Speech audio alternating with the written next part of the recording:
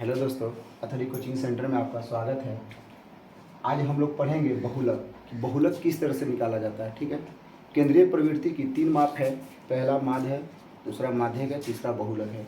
तो हम लोग बहुलक के बारे में जानेंगे, जिसको इंग्लिश में मोड बोलते हैं। बहुलक को क्या बोलते हैं? मोड कहते हैं। ठीक है, बहुलक किसे कहते हैं? अधिकतम बार जो संख्या आता है उसी को बहुलक कहते हैं। ठीक है ना, रिपीटेड। ठीक है, अब यहाँ पर वर्ग अंतराल दिया और बारंबारता दिया है। देखिए हमारा वर्ग अंतराल क्या दिया है? हमारा वर्ग अंतराल और इधर क्या दिया है? फ्रीक्वेंसी, जिसको बारंबारता कहते हैं। ठीक है, वर्ग अंतराल हमारा क्या है? 0 से 10। कहाँ? 0 से 10 है, फिर 10 से 20 है, 20 से 30 है, 30 से 40 है, 40 से 50 है, 50 से 60 है, 50 से 60 है। ये हमारा क्या हो गया? वर्ग अंतराल दे दिए हुआ। ठीक है ना।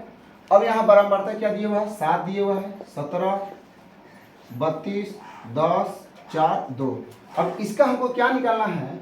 इसका हमको निकालना है बहुलक निकालना है। क्या निकालना है? बहुलक निकालना है। तो सबसे पहले बहुलक में आपको पता होगा कि उसका बहुलक का फॉर्मूला क्या होता है? बहुलक का फॉर्मूला क्या होता है?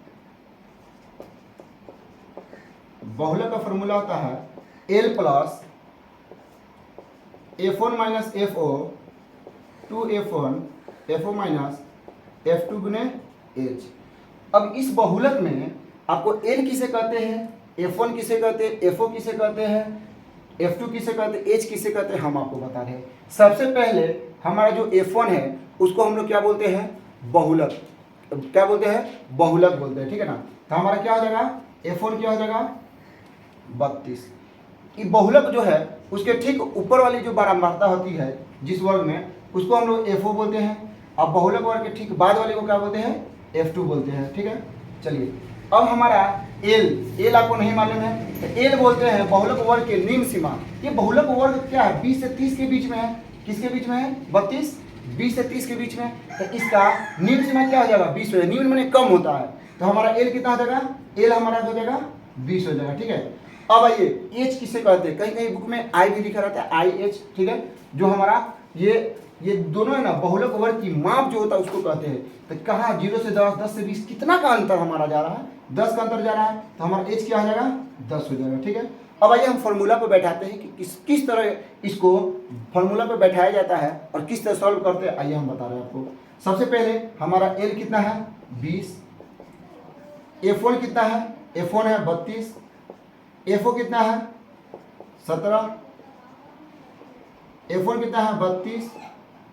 FO 17, F2 10 और H हमारा कितना है? 10 है। H कितना है हमारा? 10 है। अब आइए इसको सॉल्व करते हैं।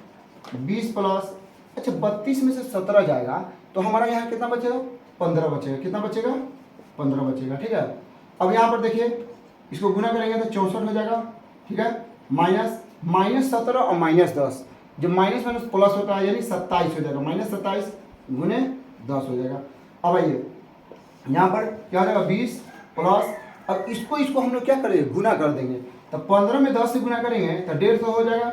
अब 64 में से आपको कितना घटाना है? 27 घटाना है।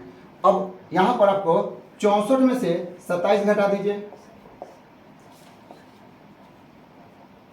कितना बचेगा हमारा? 37। 64 में से 27 घटाइएगा तो हमारा कितना बचेगा? 37 बचेगा।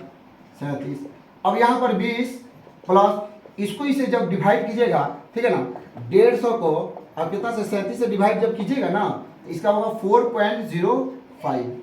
कितना का डिवाइड करने में? 4.05। अब इसको जोड़ दीजिएगा तो कितना आ जाएगा? 24.05। ये हमारा आंसर हो गया। उम्मीद है कि आपको समझ में आ गया होगा। Thank you.